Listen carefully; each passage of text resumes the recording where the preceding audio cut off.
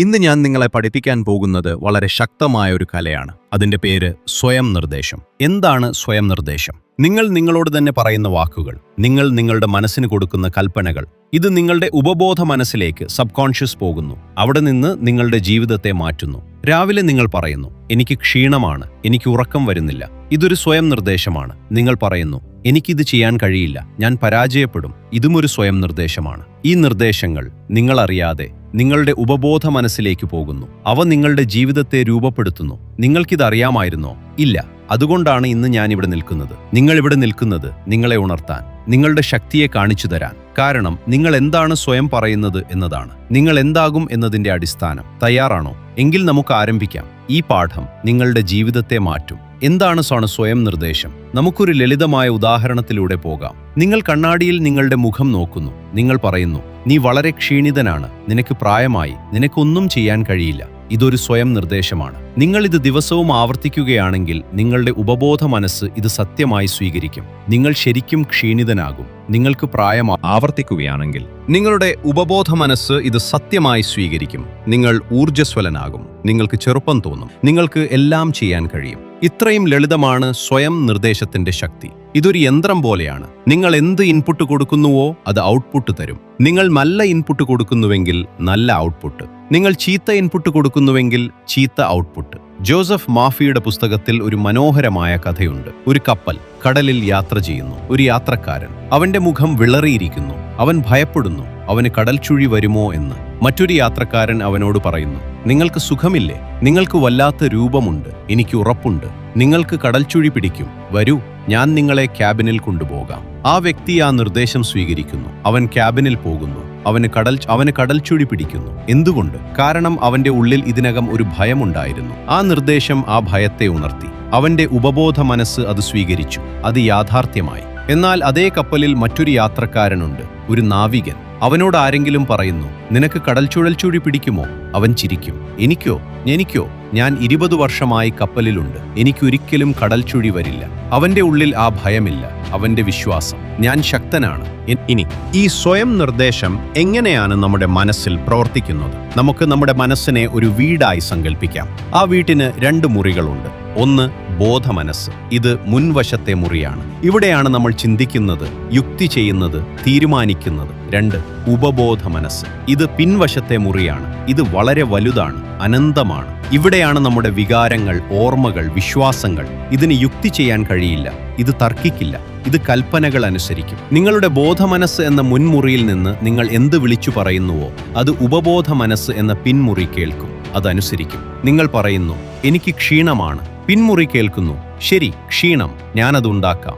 നിങ്ങൾ ക്ഷീണിതനാകുന്നു. നിങ്ങൾ പറയുന്നു, ഞാൻ ആരോഗ്യവാനാണ്. പിൻമുറി കേൾക്കുന്നു, ശരി, ആരോഗ്യം, ഞാനതുണ്ടാക്കാം. നിങ്ങൾ ആരോഗ്യവാനാകുന്നു. ഇത്ര ലളിതം. പക്ഷെ പ്രശ്നം എന്താണെന്ന് വെച്ചാൽ നമ്മളിൽ മിക്കവരും അറിയാതെ കെട്ടുനിർദ്ദേശങ്ങളാണ് പിൻമുറിയിലേക്ക് അയക്കുന്നത്. എനിക്ക് പണമില്ല, എനിക്ക് ജോലിയില്ല, എനിക്ക് ആരുമില്ല, എനിക്കൊന്നും അറിയില്ല, ഞാൻ വിഡ്ഢിയാണ്, ഞാൻ പരാജയപ്പെട്ടവനാണ്. ഇങ്ങനെയുള്ള വിളികൾ ദിവസവും, മണിക്കൂറിൽ, മിനിറ്റിൽ ഉപബോധ മനസ്സ് ശ്രദ്ധിക്കുന്നു, അതനുസരിക്കുന്നു. നിങ്ങൾക്ക് പണമില്ലാതാകുന്നു, നിങ്ങൾക്ക് ജോലിയില്ലാതാകുന്നു, നിങ്ങൾ ഏകാകിയാകുന്നു, നിങ്ങൾ പരാജയപ്പെടുന്നു.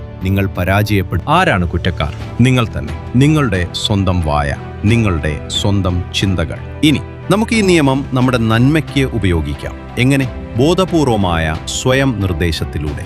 നിങ്ങൾ രാവിലെ എഴുന്നേൽക്കുമ്പോൾ, നിങ്ങളുടെ കണ്ണുകൾ തുറക്കുന്നതിന് മുൻപ് നിങ്ങളുടെ ഉപബോധ മനസ്സിനോട് പറയുക, ഇന്ന് ഒരു മഹത്തായ ദിവസമാണ്, ഞാൻ ഊർജ്ജസ്വലനാണ്, ഞാൻ ആരോഗ്യവാനാണ്, എന്റെ ശരീരത്തിലെ ഓരോ കോശവും സന്തോഷത്തോടെ പ്രവർത്തിക്കുന്നു, എനിക്ക് ധാരാളം പണമുണ്ട്, എന്റെ ജോലി എനിക്ക് സന്തോഷം നൽകുന്നു, എന്റെ ബന്ധങ്ങൾ മനോഹരമാണ്, ഞാൻ സ്നേഹിക്കപ്പെടുന്നു, ഞാൻ സമാധാനത്തിലാണ്. ഇങ്ങനെ പറയുക.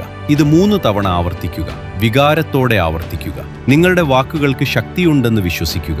നിങ്ങളുടെ ഉപബോധ മനസ്സ് ഈ കൽപ്പനകൾ കേൾക്കും, അത് പ്രവർത്തിക്കും. നിങ്ങളുടെ ദിവസം അതിശയകരമായിരിക്കും. എനിക്കൊരു സുഹൃത്തുണ്ടായിരുന്നു. അവൻ എപ്പോഴും പറയും, എനിക്കൊരിക്കലും സമയം കിട്ടുന്നില്ല, എനിക്ക് എല്ലാത്തിനും വൈകും, ഞാനൊരു മടിയനാണ്. ഞാൻ അവനോട് പറഞ്ഞു, നീ നിനക്ക് തന്നെ നെഗറ്റീവ് നിർദ്ദേശങ്ങൾ കൊടുക്കുന്നു, ഇത് നിർത്തുക. രാവിലെ എഴുന്നേൽക്കുമ്പോൾ പറയുക, എനിക്ക് ധാരാളം സമയമുണ്ട്, ഞാൻ എല്ലാം കൃത്യസമയത്ത് ചെയ്യും, ഞാൻ സംഘടിതനാണ്, ഞാൻ സമയം ലാഭിക്കുന്നു. അവൻ അങ്ങനെ ചെയ്തു. 21 ദിവസത്തിനുള്ളിൽ അവന്റെ ജീവിതം മാറി. അവന് സമയം കിട്ടി. അവൻ എല്ലാം കൃത്യസമയത്ത് ചെയ്തു. അവൻ എന്നോട് പറഞ്ഞു, ഇത് മാജിക് ആണോ? ഞാൻ പറഞ്ഞു ഇല്ല, ഇത് സ്വയം നിർദ്ദേശമാണ്, ഇത് ശാസ്ത്രമാണ്. നിങ്ങൾക്കും ഇത് ചെയ്യാൻ കഴിയും. നിങ്ങളുടെ പ്രശ്നം എന്താണ്? ആത്മവിശ്വാസക്കുറവോ, പണക്കുറവോ, ആരോഗ്യക്കുറവോ, ബന്ധങ്ങളിലെ പ്രശ്നമോ, എന്തും. അതിനൊരു പോസിറ്റീവ് നിർദ്ദേശമുണ്ടാക്കുക. അത് ആവർത്തിക്കുക, രാവിലെയും രാത്രിയും, വിശ്വാസത്തോടെ, വികാരത്തോടെ. നിങ്ങൾ കാണും, അത് പ്രവർത്തിക്കുന്നു. സ്വയം നിർദ്ദേശം ചെയ്യുമ്പോൾ ചില നിയമങ്ങളുണ്ട്. 1. നിങ്ങളുടെ നിർദ്ദേശം ഹ്രസ്വവും വ്യക്തവുമായിരിക്കണം. ഞാൻ ആരോഗ്യവാനാണ് എന്ന് പറയുക. എനിക്ക് രോഗങ്ങൾ ഇല്ലാതിരിക്കാൻ ഞാൻ ആഗ്രഹിക്കുന്നു എന്ന് പറയരുത്. ഇല്ല എന്ന വാക്ക് ഉപയോഗിക്കരുത്. കാരണം ഉപബോധ മനസ്സ് ഇല്ല എന്ന് കേൾക്കുന്നില്ല. നിങ്ങൾ എനിക്ക് പനി വേണ്ട എന്ന് പറഞ്ഞാൽ അത് പനി എന്ന് മാത്രം കേൾക്കും. അത് പനിയുണ്ടാക്കും. പകരം ഞാൻ ആരോഗ്യവാനാണ് എന്ന് പറയുക. 2. നിങ്ങളുടെ നിർദ്ദേശം വർത്തമാനകാലത്തിലായിരിക്കണം. ഞാൻ ആരോഗ്യവാനാകും എന്നല്ല, ഞാൻ ആരോഗ്യവാനാണ് എന്ന് പറയുക. കാരണം ഭാവിയെക്കുറിച്ചുള്ള ആഗ്രഹം ഉപബോധ മനസ്സിന് മനസ്സിലാകില്ല. അത് ഇപ്പോൾ എവിടെ എന്ന് ചോദിക്കും. ഇപ്പോൾ ഉണ്ട് എന്ന് പറഞ്ഞാൽ അത് ഇപ്പോൾ ഉണ്ടാക്കും. 3. നിങ്ങളുടെ നിർദ്ദേശം വികാരത്തോടെ പറയുക. നിങ്ങൾ പറയുമ്പോൾ ആ വികാരം അനുഭവിക്കുക. ഞാൻ സന്തുഷ്ടനാണ് എന്ന് പറയുമ്പോൾ ആ സന്തോഷം നിങ്ങളുടെ മുഖത്ത് കൊണ്ടുവരിക. നിങ്ങളുടെ ഹൃദയത്തിൽ അനുഭവിക്കുക.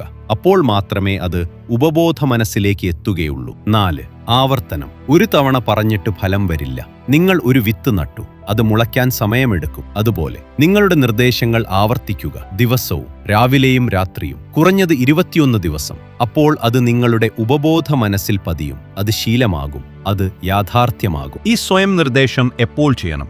ഏറ്റവും നല്ല സമയം രാവിലെ എഴുന്നേൽക്കുമ്പോഴും രാത്രി ഉറങ്ങുന്നതിന് മുമ്പും. കാരണം ഈ സമയങ്ങളിൽ നിങ്ങളുടെ ബോധ മനസ്സ് ശാന്തമാണ്. നിങ്ങളുടെ ഉപബോധ മനസ്സ് കൂടുതൽ സ്വീകാര്യമാണ്. രാവിലെ കണ്ണുകൾ തുറക്കുമ്പോൾ ആദ്യം ചെയ്യുന്നത് നിങ്ങളുടെ ഉപബോധ മനസ്സിനോട് സംസാരിക്കുക. പ്രിയ ഉപബോധ മനസ്സേ, ഇന്ന് എന്നെ നയിക്കുക. എനിക്ക് നല്ല ചിന്തകൾ തരിക. ഞാൻ സമാധാനത്തിലും സന്തോഷത്തിലുമായിരിക്കും. രാത്രി ഉറങ്ങാൻ കിടക്കുമ്പോൾ നിങ്ങളുടെ കണ്ണുകൾ അടയ്ക്കുക, ശാന്തമാകുക.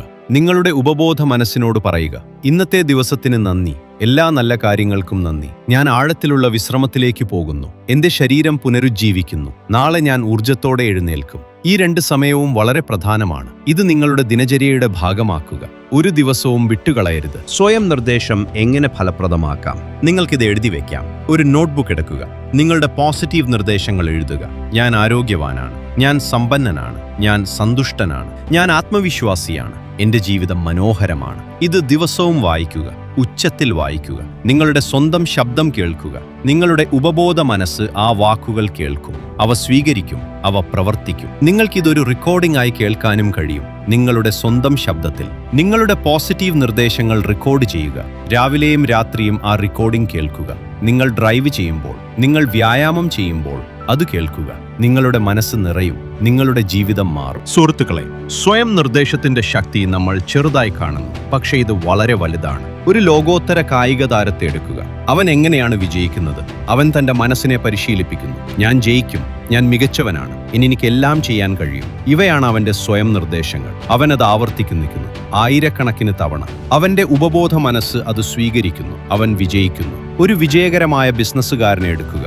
അവൻ തന്റെ മനസ്സിനോട് പറയുന്നു, ഞാൻ സമ്പന്നനാണ്, ഞാൻ വിജയിക്കും, അവസരങ്ങൾ എന്നെ തേടി വരും. അവന്റെ ഉപബോധ മനസ്സ് അത് സ്വീകരിക്കുന്നു. അവൻ സമ്പന്നനാകുന്നു. നിങ്ങളും അങ്ങനെ തന്നെ. നിങ്ങൾ എന്താണ് നിങ്ങളോട് പറയുന്നത്? നിങ്ങൾ എനിക്ക് കഴിയില്ല എന്ന് പറയുകയാണെങ്കിൽ നിങ്ങൾക്ക് കഴിയില്ല. നിങ്ങൾ എനിക്ക് കഴിയും എന്ന് പറയുകയാണെങ്കിൽ നിങ്ങൾക്ക് കഴിയും. ഇത്രയും ലളിതം, ഇത്രയും